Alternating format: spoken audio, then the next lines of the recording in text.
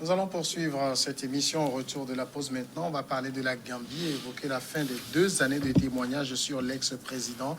Une commission gambienne chargée de faire la lumière sur les crimes commis par Yahya Jammeh bouclait en cette fin de semaine 2 années et demie de témoignages accablants, jugés cruciaux pour d'éventuelles poursuites judiciaires contre l'ancien président en exil en Guinée équatoriale depuis son départ du pouvoir en 2017. C'est un rapport de la Commission Vérité, Réconciliation et Réparation, Truth, Reconciliation and Reparation Commission, TRRC, très attendu par les organisations de défense des droits de l'homme, sera soumis en juillet prochain au président Adama Barrow. C'est ce qu'a indiqué le secrétaire exécutif de la commission, Galé Diallo. Il a fallu quand même 2 années, Kofi Kanitom, d'audition, 2 ans et demi.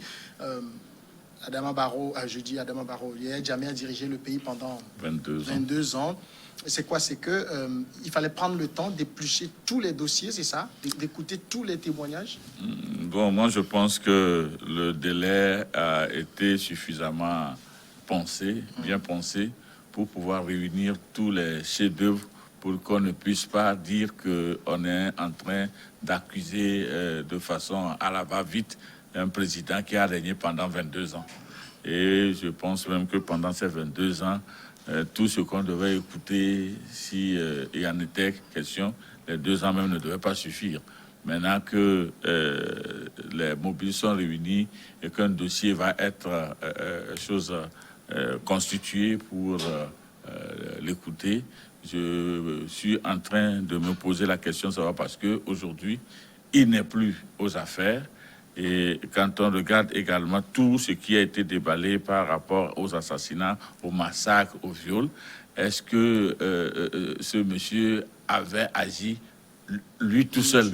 Est-ce qu'il n'y a pas d'autres personnes qui également auraient agi rien qu'en son nom pour lui faire honneur? Parce que nous savons qu'il y a des fonctions, quand vous les assumez, vos collaborateurs, pour se faire une bonne mine autour de vous, créent par excès de zèle un certain nombre de forfaits qui vous reviennent en responsabilité, par le truchement de la responsabilité de fait. Et quand vous êtes dénoncé et que eux, pour se mettre à l'abri, il vous incombe toute cette responsabilité. Je suis en train également de regarder, est-ce que réellement on situerait les chefs d'accusation dans les normes qu'il faut pour pouvoir faire la part des choses en Gambie là-bas. Le moins ce qu'on sait aujourd'hui, c'est qu'il y a eu tellement de révélations que on se demande si on en laissait encore le temps, est-ce que d'autres faits ne vont pas sortir, puisque c'est tout ce qui était autour de lui, tous ceux qui ont travaillé avec lui, tous ceux qui l'ont connu, et toutes les victimes qui sont encore là, qui ont été approchées. Et vraiment, c'est sur 22 ans, 2 ans là, c'est bien. Alors, il y a eu, Germain, plus de 370 témoins qui ont été auditionnés, mais est-ce que vous n'avez pas le sentiment que, au lieu d'être peut-être une commission, comme son nom l'indique, vérité et réconciliation, c'est plutôt une commission anti-Jammeh? Une commission à charge. Oui, c'est ça. C'est en direct, c'est des procureurs, donc ils sont dans cette commission-là pour rassembler des éléments de preuve pour voir si une poursuite peut être engagée contre l'ancien président. Je ne pense pas que cette commission-là est assez bien orientée, parce que généralement, c'est le modèle sud-africain qui a été repris dans la plupart des pays après ce genre de situation. Et il ne s'agit pas là d'aller vers un règlement judiciaire des problèmes, mais c'est de le faire en dehors du système judiciaire. Alors que ici, dans ce cas, on a comme l'impression que cette commission-là fera des recommandations qui seront rendues donc au président de la République, qui décidera donc sur la base de la gravité du contenu, donc de ce qui a été dit et entendu au cours de ces auditions-là, s'il faut finalement poursuivre l'ancien président ou pas. Ça va être dommage, parce que ce genre de commission ne fonctionne pas comme ça. Après, il y a tout un système qui a causé du tort au pays. Il ne s'agit pas de la seule personne de Yaya Jammeh. Et donc, quand il faut réconcilier, réparer, c'est déjà bien l'étape des auditions, que la victime s'exprime, après que des bourreaux aussi s'expriment. Ici, on a vu dans cette commission certains bourreaux s'exprimer en faisant croire qu'ils ont agi sous les ordres donc de Yaya Jammeh, comme s'ils étaient finalement déchargés, parce que certains affirment même avoir exécuté d'autres personnes physiquement parce qu'ils auraient reçu l'ordre. Mais je crois que c'est beaucoup plus politique ce qui se fait au sein de cette commission-là. Le président Adama Barrow est assez fragilisé donc à la fin de son mandat.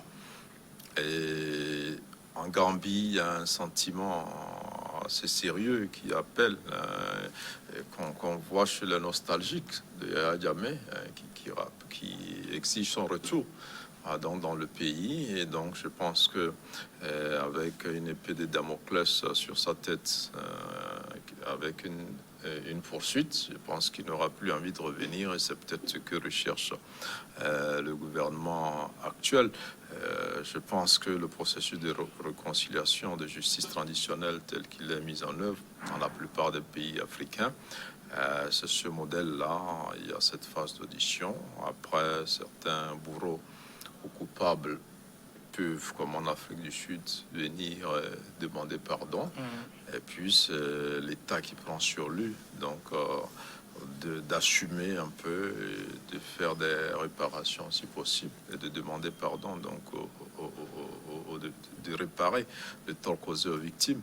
Mais ici, on a comme l'impression qu'on veut empêcher un retour de Yaya Jammeh. C'est vrai qu'il y a certaines organisations de défense des droits de l'homme qui exigent qu'on le juge, et on oublie qu'avant quand même son départ, il y a eu cet accord-là qui a eu lieu sous l'égide donc de la CEDEAO, et qui avait garanti à Yaya Jammeh qu'il ne serait pas poursuivi.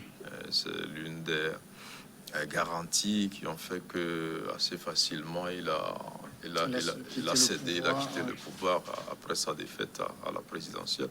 Donc il faut tenir compte de ça. Il ne faut pas réveiller de vieux démons, il ne faut pas utiliser cette commission-là comme une arme pour écarter définitivement du pays un ancien président dont la popularité ou un certain retour pourrait déranger les dirigeants actuels. Sylvestre, vous avez pas le sentiment qu'il manque quelque chose dans le travail de cette commission? Non. Comme si tout était finalement fait pour accabler non, vous savez, Jammeh et son régime. Cette commission n'est pas une commission à charge contre Yaya Jammeh. Vous verrez que comme cela se passe dans presque tous les pays, il y a une période d'édition et les bourreaux et les victimes viennent donc témoigner.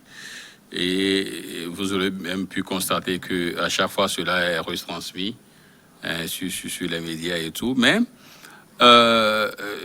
aujourd'hui, c'est une première étape, c'est-à-dire on a écouté les victimes, on a écouté les bourreaux. C'est vrai qu'il y a beaucoup qui ont témoigné à charge contre le président et Yaya Jammeh.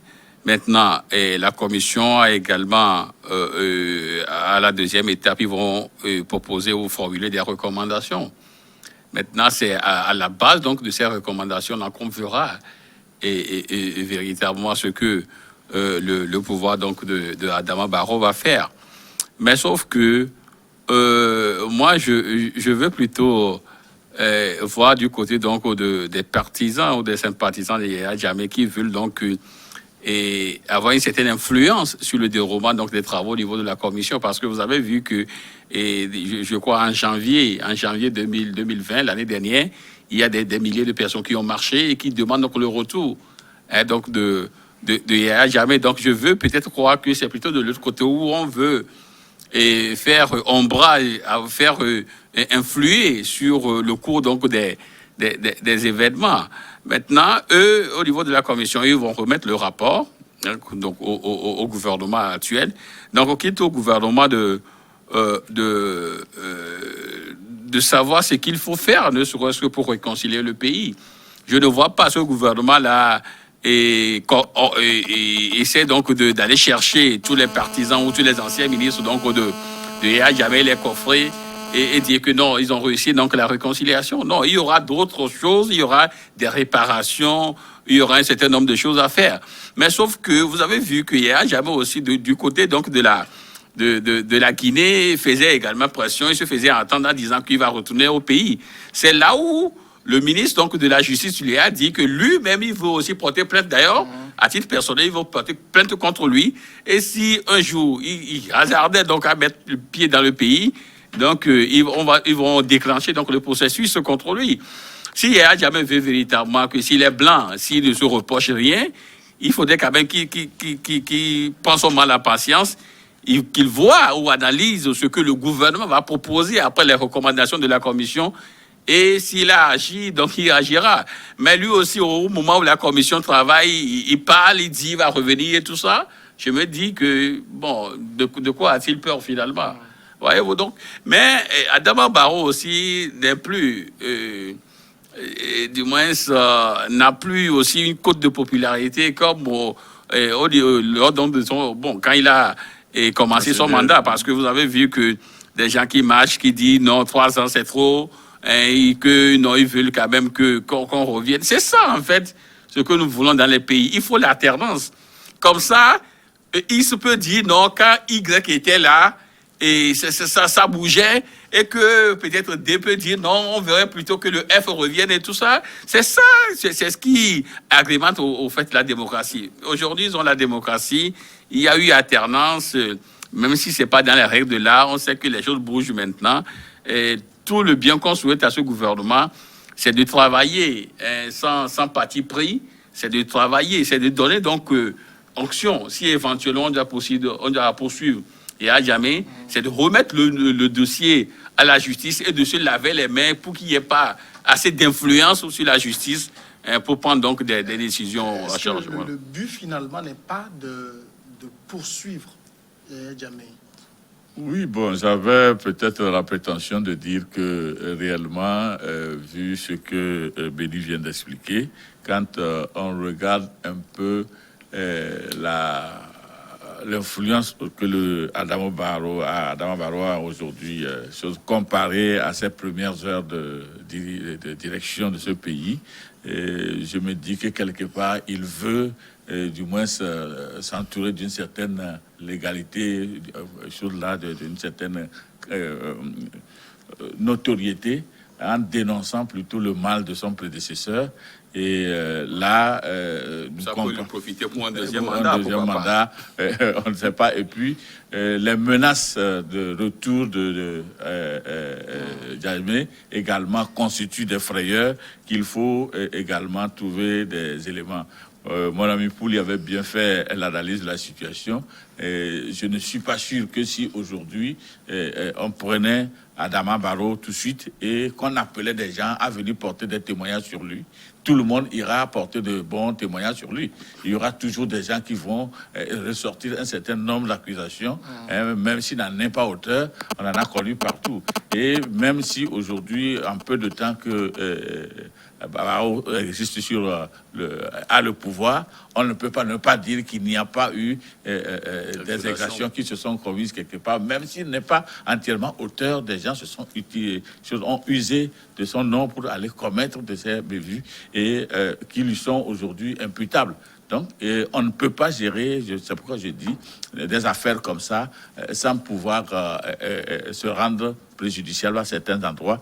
D'ailleurs, c'est pourquoi je voudrais rejoindre Béni en disant, le moins de temps qu'on fait diminue le nombre de forfaitures et ça permet maintenant de pouvoir aller droit vers le développement du pays. Mais seulement, il ne faudrait pas que, pour des raisons politiques, qu'on commette des instances qui commencent à accuser à tort et à multiplier des chefs d'accusation juste pour noircir une personne qui peut-être, si on l'avait bien utilisé et on le mettait à côté, pourrait également partager des idées qui peuvent permettre de construire le pays. Donc finalement, au regard de tout ça, on dit quoi? Jammeh a été très mauvais. Oui, c'est clair. Mais on l'a décrit pendant longtemps comme un dictateur. Donc, Et c'est comme ça qu'il est parti, et après avoir organisé une élection historique avec des billes, il faut le rappeler. Et il a reconnu dans un premier temps sa défaite. Avant de revenir après cette première interview du candidat vainqueur qui lui promettait la CPI et un certain nombre de choses, il est revenu après sur ce qu'il avait dit. C'est un peu ça aussi l'Afrique.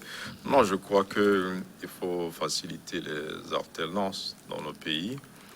Chaque président vient, il dirige avec ses forces et ses faiblesses. Et des pays comme le Bénin, le Ghana nous donnent de très bons exemples.